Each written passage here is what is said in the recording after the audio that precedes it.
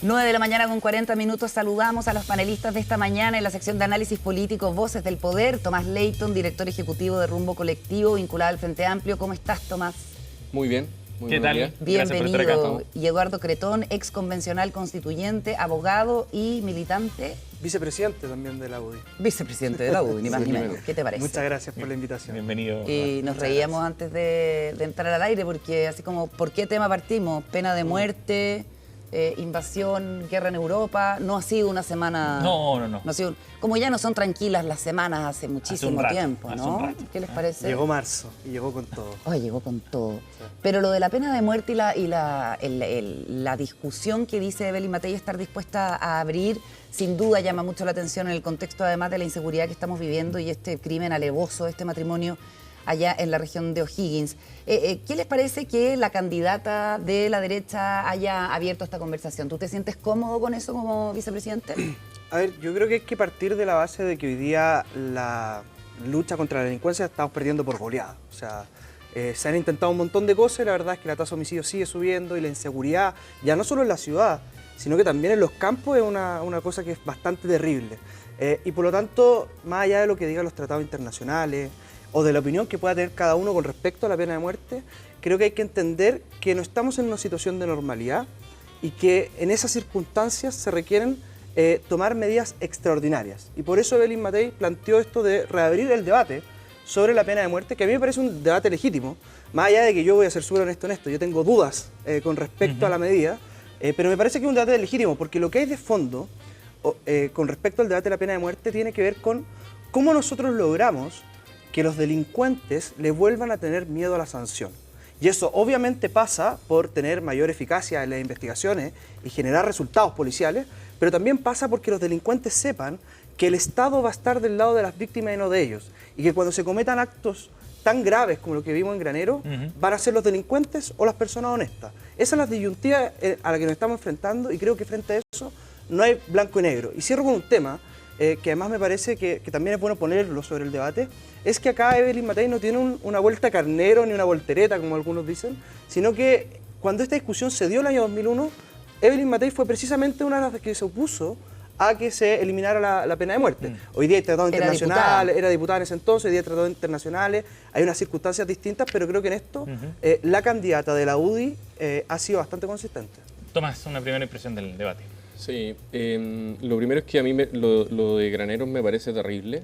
Creo que no hay que perder la capacidad de asombro con eso, no hay que normalizarlo. También es terrible que se especule sobre una investigación que está todavía abierta, digamos, y que la Fiscalía tiene que hacer su trabajo, porque son circunstancias que a simple vista son bastante particulares y que requieren un trabajo coordinado, no solamente de las instituciones del Estado, sino de quienes tenemos un rol de comunicadores en la opinión pública en general. Respecto al debate de pena de muerte, bueno, el debate ya se abrió, digamos, lo abrió ella, más allá de si es legítimo o no.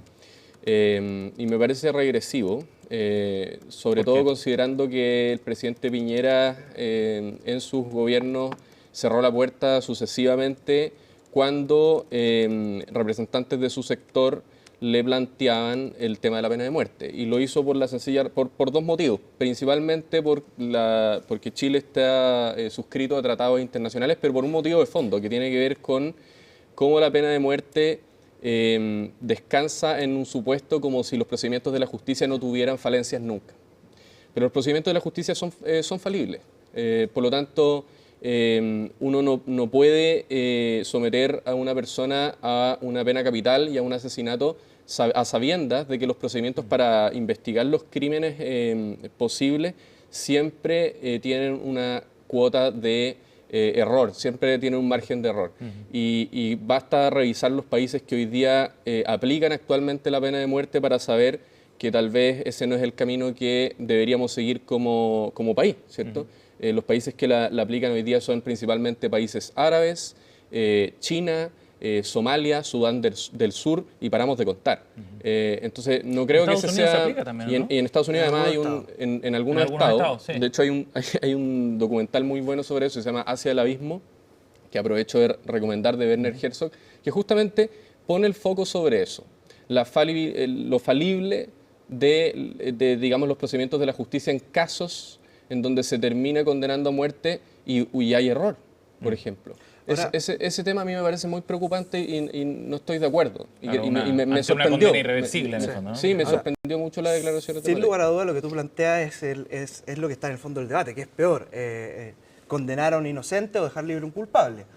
Ahora, yo creo que la ciudadanía se está preguntando en sus casas, bueno, está bien, los procedimientos de la justicia pueden fallar, pero hoy día me está fallando la justicia en todo, me está fallando la fiscalía, me está fallando los policías, porque lo que uno ve en las noticias es que nos estamos acostumbrando a que en Chile hayan homicidios todos los días y que el crimen organizado esté instalado. Por eso yo insisto en que estas son medidas extraordinarias para situaciones que no son las normales. Por eso cuando esto se planteó en los gobiernos del presidente Piñera, no teníamos la misma realidad que estamos teniendo hoy día con el crimen organizado. Era más bien, el segundo gobierno, sobre todo el presidente Piñera, era un tema más bien incipiente, esto del crimen organizado. Pero hoy día está desatado y por lo tanto yo creo que es un debate que hay que dar, y precisamente uno de los argumentos buenos que estás dando tú es este de que efectivamente los procedimientos pueden fallar, Eduardo, pero hoy día la ciudadanía siente que la justicia o el Estado de Derecho le está fallando y todos los días. Eduardo, ese es un buen punto, porque la pregunta es, ¿para qué se debería reponer la pena de muerte? ¿Para generar un efecto disuasivo real y que de verdad las bandas de crimen organizado o los delincuentes eviten cometer algún delito por el riesgo de sufrir esa condena? ¿O es una señal solamente para la ciudadanía, digamos? No, yo creo que tiene que ver con que hoy día uno de los grandes problemas que tenemos en Chile es que el delincuente le ha perdido el miedo a la sanción. Pero no hay evidencia de que sea efectivo la pena de muerte como disuasorio. Pero las señales que uno da son sumamente importantes y hoy día lo que Entonces, uno le la tiene señal que a la decir ciudadanía. es una ciudad, no es a la ciudadanía necesariamente, es al delincuente. Es decirle al delincuente, mira, si tú vuelves a cometer un hecho tan grave como el homicidio en Cañeto, hay que analizar en qué circunstancias se puede aplicar esto. Lo que va a ocurrir es que vas a ser tú el siguiente. Porque acá se trata o de los ciudadanos o del delincuente. Y por eso yo creo que es tan importante generar estos mecanismos para que el delincuente vuelva a tener miedo a la sanción. Eso Ahora, puede ser con señales como la pena de muerte, pero también tiene que ver evidentemente con policías más modernas, con que los tribunales hagan su pega, porque lo que hoy día pasa es que el delincuente hace lo que quiere y dice, bueno, total, si me llegan a pillar, porque si es que lo llegan a pillar, voy a ir al tribunal y en el tribunal Ahora, la puerta es giratoria en y voy a casos- salir con alguna medida que no va a ser, muchas veces ni siquiera termina En siendo casos pena efectiva. tan graves como para que se contemple la posibilidad de la pena de muerte, son súper pocos, son escasos, ¿cierto? Y en el debate del 2001, la entonces diputada Matei, lo que planteaba para rechazar la abolición de la pena de muerte era que no creía que iba a ser efectivo el presidio perpetuo, efectivo, valga la redundancia, el real presidio perpetuo que se legisló también en ese momento y que la verdad es que ha resultado, según la evidencia, ser efectivo. Entonces, tenemos el contrafactual, digamos, de que esa es una medida de restricción de libertad hasta que la persona tiene 70 años, 75 años, muchas veces se la puede liberar por razones humanitarias, pero es una herramienta que funciona y es alternativa a la pena de muerte. Entonces, habría que preguntarle a la candidata Matei qué piensa hoy de esa suposición que hizo y que resultó errónea, ¿no? Que lo que pasa es que cuando uno dice es efectiva en los casos que efectivamente llegamos a aplicarla. Pero hoy día lo que tenemos es que la inmensa mayoría de los casos que estamos viendo están quedando en la impunidad. Y por lo tanto acá hay que buscar herramientas para que el delincuente vuelva a tener miedo de delinquir y que sienta el peso del Estado de Derecho. Si hoy día se están riendo en nuestra cara los delincuentes de que no hay Estado de Derecho en Chile. Porque las policías no están haciendo, por lo que la policía podría hacer mucho más, porque los tribunales tienen un estándar bastante garantista, porque a la fiscalía le faltan muchos recursos más para poder llevar bien la investigación. Entonces, es un pool completo. Yo creo que es bueno dar este debate, porque, insisto, lo que hay de fondo es cómo nosotros logramos hacer que el delincuente vuelva a respetar el Estado de Derecho. Tomás. No, para mí, muchas veces la pirotecnia y centrarse en lo simbólico por desempeñarse bien en una elección, por ejemplo, en un año electoral, puede terminar erosionando el Estado de Derecho cuando llevamos al país a aplicar medidas que rompen las garantías mínimas. Escuchaba hoy día, de hecho, en la mañana al alcalde de Providencia, Belolio, muy duro contra el anuncio de su candidata, además exalcaldesa de la misma comuna. Muy duro en contra. Exacto, apelando a la dignidad humana. Hay muchos argumentos, pero yo creo que efectivamente lo que se erosiona es que es el Estado de Derecho cuando se utilizan situaciones extraordinarias y de excepción para aplicar medidas que retroceden en garantías mínimas democráticas. creo que la mayor prueba de ese titubeo que ha tenido Chile Vamos respecto a medidas como esa fue a fines del 2023 el plebiscito constitucional sobre la propuesta conservadora de constitución que tuvo el Consejo Constitucional de mayoría republicana. En ese entonces Chile Vamos tuvo la oportunidad, por ejemplo, de desmarcarse, pero la candidata Matei como líder del sector no lo hizo. Y a mí me parece que ese era un texto que justamente lo que hacía era conducir a Chile a una democracia iliberal, es decir, en donde no hay garantías mínimas de libertades públicas, donde se erosionan la administración del Estado y una serie de cuestiones que yo creo que tienen que ver con la desesperación de un momento inédito en seguridad, pero cuyas propuestas de solución, más que hacernos avanzar, nos retroceden. De hecho, la pena de muerte Chile la abolió. Digamos, tuvimos ese avance civilizatorio democrático. Y yo esperaría no perderlo, la verdad. Y por eso ¿Tomás? reitero mi sorpresa esta mañana cuando escuché las declaraciones de la candidata Matei. Y desde el punto de vista político, en este escenario presidencial, ¿a qué atribuyes tú el que Matei ahora plantee este tema, en este momento específico de la carrera presidencial, por ejemplo? Claro, ahí obviamente Eduardo como vicepresidente de la UDI tendrá más información, pero lo que se ve desde el otro lado, digamos, es que la derecha hoy día está en una guerra a tres bandas. Digamos, hay tres candidaturas que no resuelven una primaria común y por lo tanto Evelyn Matei tiene un problema. Y el problema es que cuando tiene dos candidatos a su derecha, por así decirlo, intenta correr pasos hacia ese lado, pero yo creo que Chile no quiere un parlamento entero de ultraderecha, tampoco quiere a la ultraderecha en segunda vuelta, entonces ¿cómo Evelyn Matei podría retroceder al centro, por así decirlo? Se cruzan pasos que yo creo que son peligrosos porque no se pueden retroceder.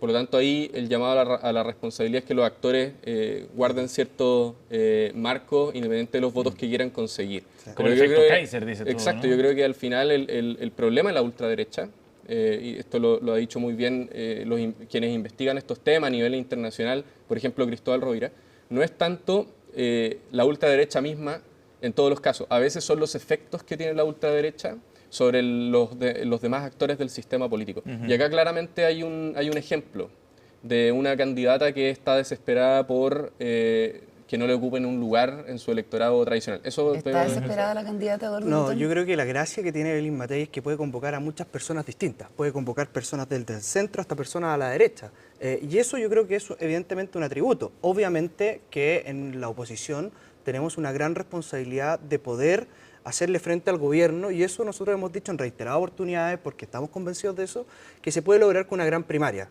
No nos ha ido bien, yo creo que todavía estamos a tiempo de recapacitar, las primarias se inscriben a finales de abril, porque estamos convencidos que la oposición, yendo en un gran bloque, puede ganar incluso en primera vuelta, porque quienes en verdad están con un problema no es la oposición, los que están con un problema político es precisamente el gobierno. Y sin querer revivir el debate de las constituciones, de cuál era mejor o peor, cuando Tomás dice que era una constitución iliberal, la segunda, bueno, yo te diría que una constitución completamente liberal era la que propuso la Convención Constitucional, que es así que, digamos, iba en contra de la democracia liberal como la conocemos. Y a mí me da un poco de curiosidad cuando la izquierda, el Frente Amplio, la exconcertación, nos trata de dar lección a nosotros de cómo debiésemos tratar con el Partido Republicano o con el Partido Nacional Libertario, cuando son ellos los que precisamente abrazaron a la extrema izquierda durante el 18 de octubre, abrazaron a la extrema izquierda durante los procesos constitucionales, y es tan así que incluso hoy día tienen que desmarcarse del propio Partido Comunista y decir, ¿saben qué? A Daniel Jadue no lo queremos llevar a una primaria, y son gobiernos, son coalición hoy día. Ahora, en la oposición, yo creo que Evelyn Matei sigue siendo la que lidera las encuestas por esta capacidad que tiene de hablarle a distintos mundos, pero evidentemente que hay que hacer un trabajo con el Partido Republicano y con el Partido Nacional Libertario, porque a esta altura me parece que es miope creer que Chile Vamos, si es que llega a ser gobierno, no va a necesitar de esas derechas, o si es que esas derechas llegan a ser gobierno, no van a necesitar a Chile Vamos. Para gobernar necesitamos una coalición amplia. Tenemos que irnos a la pausa. Estamos en Voces del Poder junto a Eduardo Cretón y Tomás Leighton. Al regreso vamos a hablar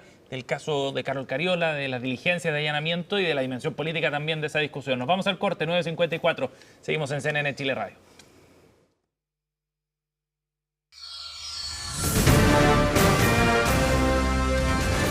Hacemos una pausa y ya regresamos con CNN Chile Radio, AM.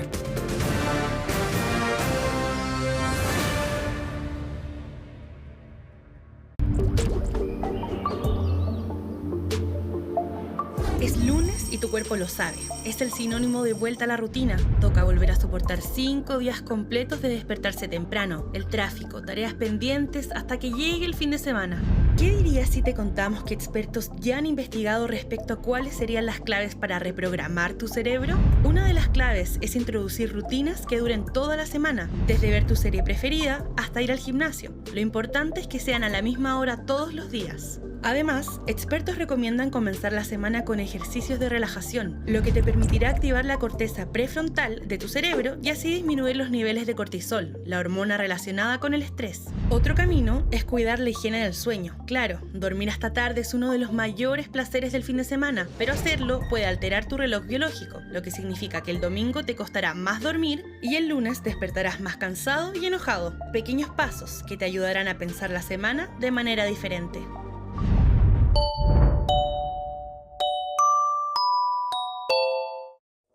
Aquí se debate. Esta semana debatimos sobre el problema que más preocupa a los chilenos: la seguridad. Invitados, los alcaldes Javier Reyes y Agustín Iglesias, junto a los senadores integrantes de la Comisión de Seguridad, Iván Flores y Manuel José Osandón. Domingo, 22 horas.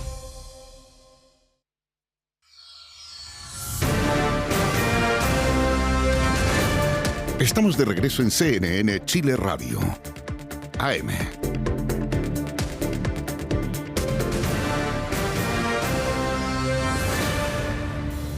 Seguimos en el análisis político junto a Eduardo Cretón y Tomás Leighton.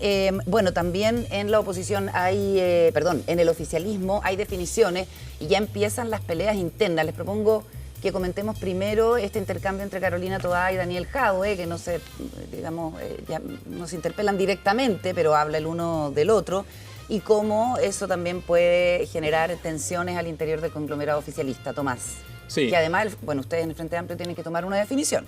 Totalmente. De hecho ayer tuvimos un seminario, todos los centros de estudio vinculados a la centroizquierda, y tuvimos ahí grandes referentes exponiendo durante toda la mañana. Estuvo Giorgio Jackson, Estuvo la ministra Jara, Alejandra Kraus, de la ADC. Ricardo Solari estuvo también. También hubo un montón de gente, pero yo creo que quiere hacer un punto sobre las primarias. Yo creo que esto vale para la izquierda y para la derecha. Yo creo que las primarias descartan candidatos. Cuando la gente va a votar en las primarias, como en las presidenciales también, actualmente lo hace más para descartar un candidato que a favor de otro candidato. Eso es un fenómeno que está ocurriendo en mucha parte del mundo. Incluso también adversarios políticos que van a votar, como lo que pasó con gente de derecha que fue a votar contra Jadwe y votó por Boric. Cualquier ciudadano puede votar en la primaria que quiera. Claro. Entonces, las primarias son un mecanismo de descarte de candidatos y no tanto un mecanismo de compromiso entre candidatos. Y me parece que a los actores políticos a veces les cuesta entender eso, pero la sociedad va mucho más rápido. La sociedad tiene claro, cuando va a la urna, que quiere descartar una candidatura y que haya una que represente al sector después. Y bajo ese punto de vista, me parece que a veces, tanto la izquierda como la derecha se entrampan demasiado en no, es que yo no quiero ir a esta primaria porque si es que voy me compromete. Bueno, las primarias son ejercicios de diferenciación. Que evitan además distorsiones. Para mí, hoy día una distorsión sería tener un parlamento con mayoría de derecha más ultraderecha. Una distorsión para mí sería no tener una candidatura fuerte del sector de centroizquierda en segunda vuelta, competitiva, con posibilidades de ganar. ¿Y cómo para se llega a eso? Para que volvamos con una primaria unitaria, y yo creo que y sin veto. Esa es mi posición. ¿Y creo Carolina Toá medio vetó a Daniel Jadwe? No, yo creo que más bien Carolina Toá está en campaña y también está diferenciándose. No sé si lo haya vetado. Los que aquí aplican el veto son los partidos. Y me parece que, a propósito del seminario de ayer... ¿Pero incomodaría ir a una primaria con Daniel Jadwe? Bueno, pero tampoco ella toma la decisión de quién va, cómo los partidos inscriben sus candidaturas o no. Yo también tengo muchas diferencias conocidas con Daniel Jadwe, como las que tiene mi partido, digamos, con Daniel Jadwe. Pero creo que aquí las primarias, insisto, son mecanismos para descartar candidaturas y de diferenciar. Y yo creo que lo que demostramos ayer en los centros de estudio de la centroizquierda en un seminario común es que a diferencia de la derecha, yo creo que estamos en un momento en donde nuestros puntos de vista diferentes nos están fortaleciendo, no nos están destruyendo. Aquí son gobiernos ¿Eduardo? también. Bueno, el poder ordena, dicen. No es hay verdad. nada que aglutine más que... Que pero está el ustedes poder, terminaron el un gobierno buen quebrado. pegamento, ¿ah? Sí, Ustedes terminaron el gobierno quebrado. pero yo creo que todavía nosotros tenemos caminos Eduardo, para poder tener algún entendimiento en la oposición. Nosotros vamos a seguir insistiendo en una primaria amplia, porque de los argumentos que le ponen a la derecha al frente es que la verdadera competencia en primera vuelta. Yo digo, bueno, en la primaria además, como decía Tomás, que uno puede descartar candidaturas, también un espacio para ir a plantear ciertas ideas y plantear programas de gobierno. La diferencia es que es con voto voluntario. Yo creo que una primaria grande de la oposición sería una cosa virtuosa, porque se podrían marcar los diferentes matices entre Johannes Kaiser, José Antonio Kast, la propia Evelyn Matei. Ahora, lo que está pasando en el gobierno es algo bien curioso, porque estando hoy ustedes en el poder, las señales que han dado es que el partido no lo van a jugar con titulares, sino que lo van a jugar con suplentes. Carolina Toá es la suplente de Michelle Bachelet. Winter, si llega a ser el candidato al Frente Amplio, es el suplente de Tomás Bodanovich. Entonces, eso demuestra un poco la debilidad del gobierno, cómo va a enfrentar la elección, con candidatos suplentes en una primaria, que yo creo que va a ser un ejercicio interesante, pero con suplente al final del día. Ahora, ¿qué piensa Tomás de los O sea, suplentes? les vamos a ganar Son un con tema. suplentes. No. No son un tema ahí. Yo creo que ante ese escenario, donde ya el oficialismo ha dicho que esto se va a jugar con suplentes y no con titulares, el Partido Comunista está teniendo un debate hoy día bien interesante, en el sentido de decir, ¿vamos con la ex ministra Ayer Jara a tratar de ganar una primaria, o vamos más bien con un liderazgo duro y claro como el de Daniel Jadwe para aprovechar la primaria y plantear ideas? Porque Son lo que yo súper creo, distintos los dos liderazgos, Sí, impresionante. muy distintos, pero yo creo que la lectura que hace el Partido Comunista es que, como este partido se juega con suplentes, probablemente el próximo gobierno sea de oposición, y por lo tanto, o sea, el Partido Comunista sea oposición al próximo gobierno, y por lo tanto una candidatura de Daniel Jadwe lo que te anticiparía es más bien un reagrupe del Partido Comunista preparándose para una oposición, más que una intención de efectivamente ir a competir. Tomás. No, yo la verdad creo que más allá de suplente titular, que además no es nada que haya dicho nadie del oficialismo ni de la centroizquierda en general, aquí lo que hay es una voluntad de que los partidos, desde la democracia cristiana al Partido Comunista, pasando por el Frente Amplio y socialismo democrático en general, concurran a una primaria común con proyectos, con interpretaciones, por ejemplo, con lo que fue el gobierno del presidente Boric, con un juicio sobre eso. Habrán sectores que tendrán una visión más continuista del proyecto que ha representado este gobierno. Habrán otros sectores más autocríticos respecto a esa apuesta, a la intensidad, a las velocidades de los cambios. Pero lo importante es un ejercicio comprometido con las bases de esos partidos que puedan concurrir a elegir el candidato. Ya, y ahora yo creo que- cuéntanos, ¿es efectivo que Gonzalo Winter se perfila como candidato y Tomás Bodanovich como su generalísimo, como publicó de Clínica ayer? No tengo idea. No, pues. No tengo idea. Ya.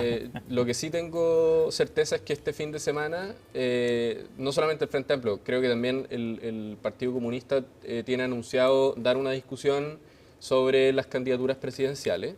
Y yo quiero ser más desde fuera, en el fondo yo no participo en el comité central del Frente Amplio, pero sí quiero hacer una observación. Como han sido las cosas en la política en Chile en el último tiempo, no descartaría ningún escenario hasta que se inscriba la primaria a fines de abril. Creo que eso corre para los dos lados. No adelantaría tanto el debate, porque creo que todavía, de hecho, en política, un mes y mucho fracción tiempo. es una eternidad, puede pasar cualquier cosa.